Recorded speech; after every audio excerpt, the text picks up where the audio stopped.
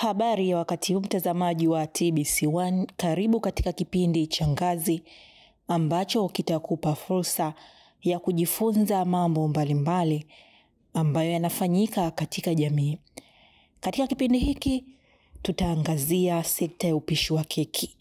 Kama tunavyojua, katika dunia ya sasa, biashara ya keki ni moja ya sekta inayovutia wengi, hasa kwa wapenzi wa upishi. Hivyo, tutaangazia mbinu za kuanzisha na kukuza biashara ya keki, changamoto zinazoweza kutokea na jinsi ya kufanikiwa kwenye soko hili lililojaa ushindani. Mimi ni Rose Masaka. Ungana nami mwanzo mpaka mwisho wa kipindi hiki ili uweze kujifunza mengi kutoka kwa mtaalamu. Kwa jina kamili kabisa naitwa Tahia Amor Aljabri. Mimi ni mmiliki wa Laymax Company Limited ambao ndani yake kuna Laymax Cakes. Kwa hiyo Laymax Cakes ni brandi ambayo inajishughulisha na utengenezaji wa keki kwa ajili ya shughuli aina zote.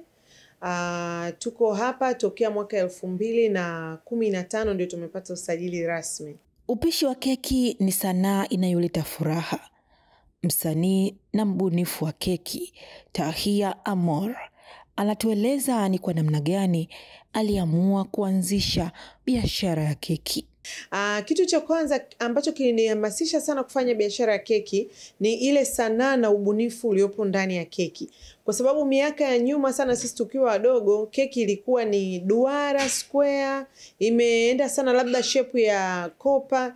Lakini baada ya miaka ilivyokuwa inazidi kwenda na teknolojia inakuwa, tukaanza kuwa tunaona keki sasa inafanyika katika umbo labda la kiatu, keki katika umbo la handbag na maumbo mengine tofauti tofauti. Sasa mimi ni yule mtu ambaye tokea nakuwa ni mtu ambaye napenda sana sanaa. Kwa hiyo keki ilivyoanza kugeuka kuwa sanaa, kwa hiyo ikaanza kunihamasisha kupenda zaidi kufanya ile sanaa ya keki. Kwa sababu kabla ya kupenda sanaa ya keki, mimi ni mtu ambaye napenda sana kula keki, na tokea nikiwa mdogo nilikuwa namsaidia dada yangu wakati anafanya maandalizi ya keki za familia, za sherehe mbalimbali. Kwa hiyo nilikuwa napenda kumsaidia kwa ajili niweze kulambalamba ule urojo ule wa keki. Kwa hiyo baadaye sasa nilikuwa napenda tu kula keki kama keki, lakini ilivyogeuka kuwa sanaa na mimi napenda sanaa, basi nikahamasika kuifanya kama biashara serious. Sanaa ya uchoraji na upishi wa keki zina uhusiano mkubwa katika ubunifu na ufanisi wa uwasilishaji, kama vile msanii anavyotumia rangi na mbinu mbalimbali kuonyesha hisia na mawazo kwenye picha. Mbunifu wa keki pia anatumia mapambo, rangi na muundo wa kipekee ili kuleta urembo na furaha katika keki. Hivyo kama uchoraji, upishi wa keki ni sanaa inayohitaji uvumbuzi, umakini kwa maelezo na kipaji cha kuleta uzuri kupitia vitu vinavyogusa hisia za watu. Kwa mfano kama mimi I'm not just yani sio tu cake baker, ila ni cake artist. Yani unajua kuna msanii na mbunifu wa keki, alafu kuna muokaji wa keki. Kuna cake baker na cake artist. Kwa sababu unaweza ukawa cake baker lakini usiwe cake artist, lakini mara nyingi cake artist pia anakuwa ni cake baker. Kwa hiyo ukiangalia uhusiano uliopo na utofauti ni kwamba mimi nimeenda extra mile na kuongeza ubunifu zaidi kwenye kazi ambayo yani ile keki, lakini nimeiongezea ubunifu zaidi. Waswahili wanasema keki nzuri ni keki inayogusa moyo. Hiki ndicho kilichomfanya Tahia kutoka nje ya boksi. Kama unavyojua mara nyingi watu hawapendi kwenda outside the box. Watu wengi wanapenda Watanzania au binadamu kwa asilimia kubwa tunapenda kuigana. Yani nifanye kama fulani. Lakini je, kufikiria kwamba mimi nifanye tofauti na fulani inakuwaga ni ngumu sana. Kwa hiyo mimi ni wale watu ambao tunapenda kufanya tofauti na fulani. Yani tunapenda kujitofautisha na watu wengine ili watu wakujue na wakuone kwa staili yako ya tofauti.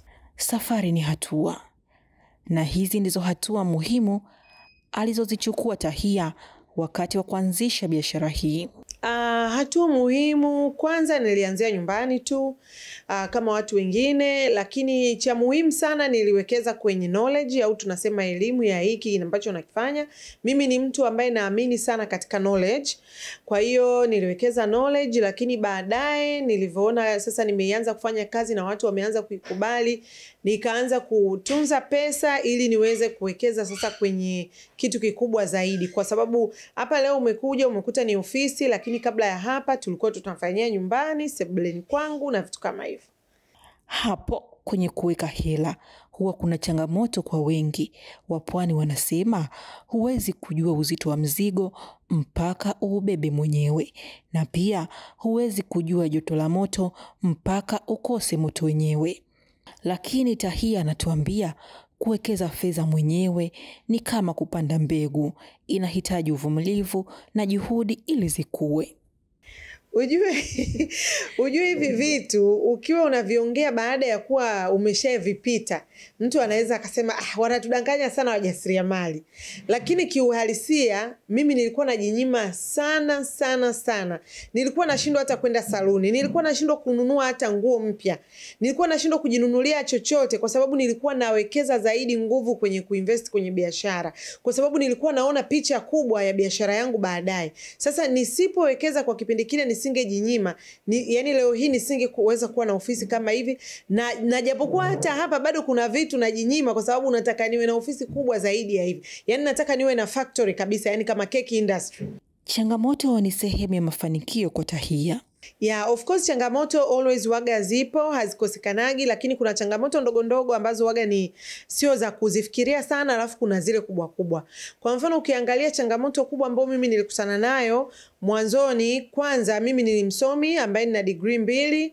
Kwa hiyo kukubalika tu katika familia, kuanzia familia, yani labda mume na wazazi na kila kitu wamekusomesha ili uje uwe mtu fulani, labda ufanye kazi kwenye shirika fulani na vitu unajua and then wewe unaanza kufanya kazi ya keki ukiwa nyumbani, unakoroga vitu jikoni, no one anakuelewa. Kwa hiyo changamoto ya kwanza ni kukubalika idea yangu kwamba mimi nataka kufanya hiki. Kwa hiyo lakini sikutaka niendekeze kama ni changamoto, kwa sababu nilikuwa na picha fulani kichwani, nilisema hii picha kadri siku zinavyozidi kwenda wengine wa nje watanielewa. Kwa hiyo changamoto zingine ndio hivyo, unakuta mtaji, lakini sasa hata kama changamoto ni mtaji unaanza vile vile kwa udogo. Yani kwa hiyo changamoto tu ni za kawaida sana, naweza kusema sikukutana na changamoto kubwa sana, yani ambayo kusema kwamba sasa ilinifanya niweze labda hata kutetereka. Kwa hiyo ni changamoto tu ndogo ndogo, lakini niliweza kuzimanage kwa sababu nilikuwa nina focus, najua nini nataka.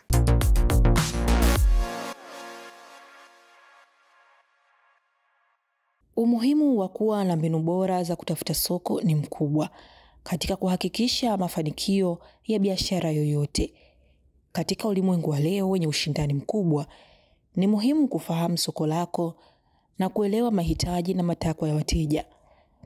Mbinu bora za kutafuta soko zitakusaidia kugundua ni wapi wateja wako na nini kinachowavutia na jinsi ya kuwafikia kwa njia inayofaa.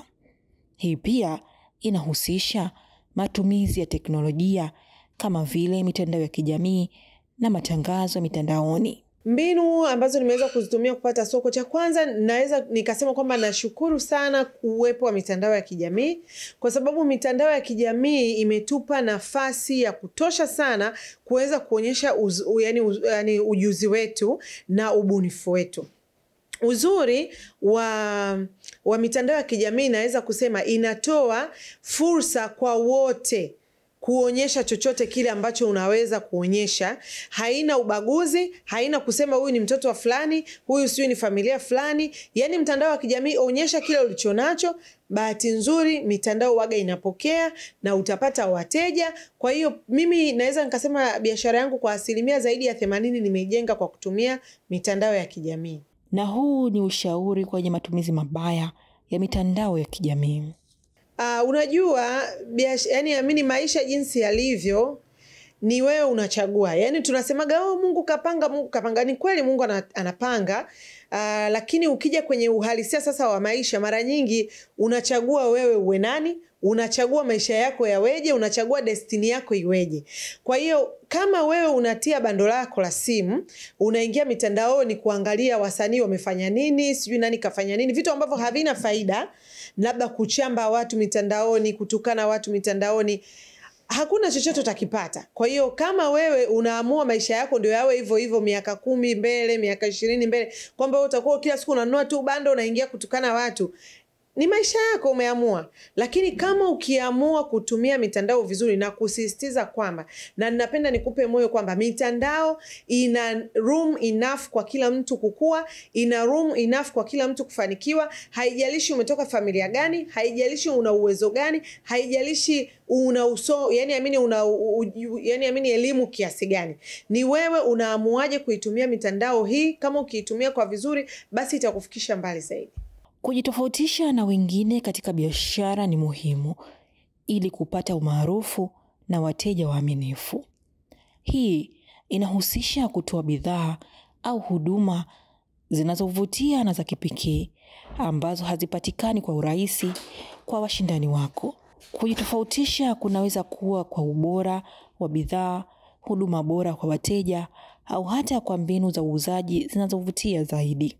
Mimi najitofautisha na wengine katika soko, kwa maana ya kwamba hapa nina keki ambazo huzipati sehemu nyingine. Kwa mfano tuna ladha ya keki inaitwa Laymax Signature. Hii huipati sehemu nyingine yoyote, utaipata tu hapa hapa. Lakini pia nina ladha nyingine ya keki ambayo nimeibuni mwenyewe, inaitwa Kiwistachio. Kiwistachio huipati sehemu nyingine yote, utaipata tu hapa. Lakini kuna nyingine ambayo nimeibuni mpya, ndio tumeizindua hii msimu wa Valentine, inaitwa Rivella. Rivella hii huipati sehemu nyingine yoyote, kuanzia jina lake nimebuni mwenyewe mpaka ladha nimebuni mwenyewe. Kwa hiyo unaweza ukaona kwamba ninajitahidi kuumiza kichwa, kuthink nje ya boksi ili kuleta kitu cha tofauti.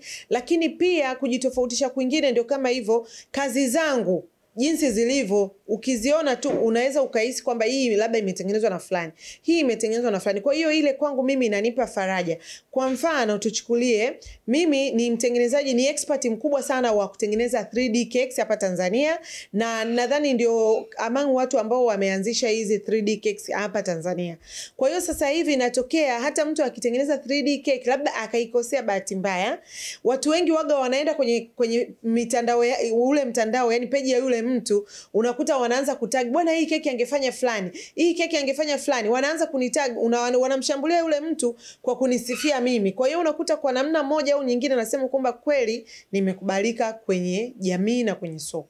Elimu ni chombo cha kufungua milango ya mafanikio na kuhakikisha biashara inaendelea na kustawi.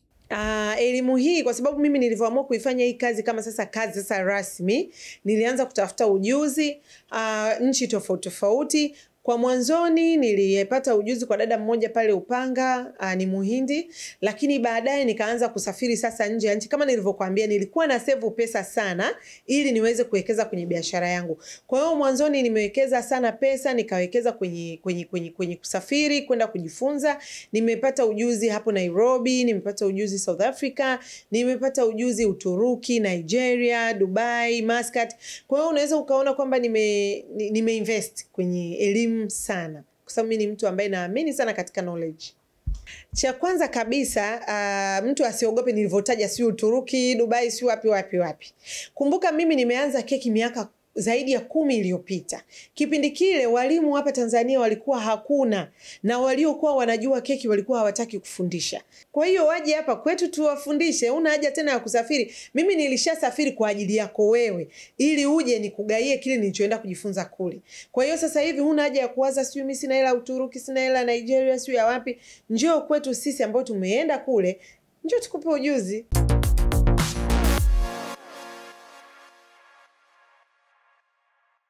Je, upangaji wa bei za keki upoje?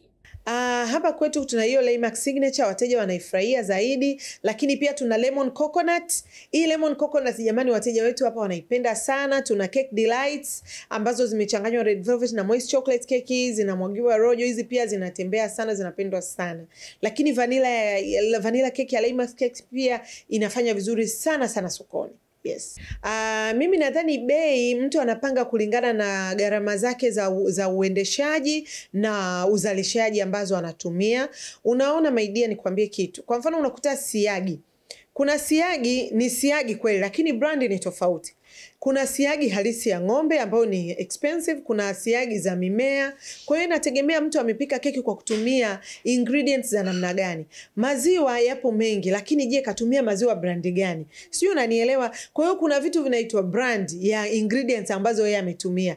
Kama ametumia, kuna ingredient ile ipo inayouzwa shilingi 10,000, lakini ipo inayouzwa shilingi 30,000. Kwa hiyo kama katumia ingredient ya 30,000, usitegemea atakuuzia bei sawa na aliyetumia ingredient ya 10,000. Yes, iko hivyo tu. Kuna dhana inayosema usafi ni biashara, ikimaanisha ni muhimu kwa mjasiriamali kuzingatia usafi katika maeneo yao ya kazi. Kwa sababu biashara ya chakula always inatakiwa izingatie sana usafi, na kwa sababu ili kulinda afya ya yule mlaji wa mwisho ambaye anaenda kula. Kwa hiyo tunajitahidi kuhakikisha kwamba tunakuwa na mazingira masafi, ili at least mteja anavyokuwa anakula ile keki asipate madhara yoyote ya kuumwa tumbo au chochote. Na washauri kwamba wazingatie usafi, kwa sababu usafi ndio misingi pekee ambayo itakufanya uendelee kuwepo kwenye soko kwa muda mrefu. Pia utakuwa unajiepusha na matatizo na mamlaka, kwa sababu mamlaka kama hivi hapa wanapita, wanakagua. Kwa hiyo akikukuta labda una hali mbaya sana, maana yake lazima watakufungia. Kwa hiyo ili uweze kucomply na mamlaka, lazima ufuate masharti yale ambao wao wanayataka.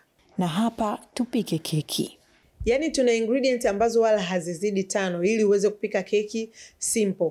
Lazima uwe na unga wa ngano, lazima uwe na mayai, uwe na siagi, uwe na sukari, baking powder na ladha. Umemaliza. Kama una jiko la gesi utapata keki, lakini hata kama una oven pia utapata, una jiko la mkaa utapata. Kwa sababu kuoka keki hata kwa jiko la mkaa unaweza ukaoka. Kisha Tahia akatoa ushauri kwa jamii. Kwanza tusichague kazi. Sawa, tufanye kazi yoyote ili mradi ni ya halali, tupate kipato chetu wenyewe cha halali. Kwa hiyo kwenye keki fursa ipo, kwa sababu kwanza kumbuka keki haina msimu. Kutokana na kwamba birthday zipo kila siku, anniversary kila siku, watu wanatimiza miaka ya ndoa zao. Kwa hiyo utaona yani kuna graduation kila mara. Yani kwa hiyo unakuta kuna vile vitu ambavyo vya msimu na kuna vitu ambavyo sio vya msimu. Kitu kama birthday ni kila siku, anniversaries ni kila siku, engagement watu wanaengejiana kila siku. Yani kwa hiyo kuna sherehe nyingi sana ambazo wewe ukiwa umeboresha kazi yako na ukajitangaza vizuri, lazima upate wateja.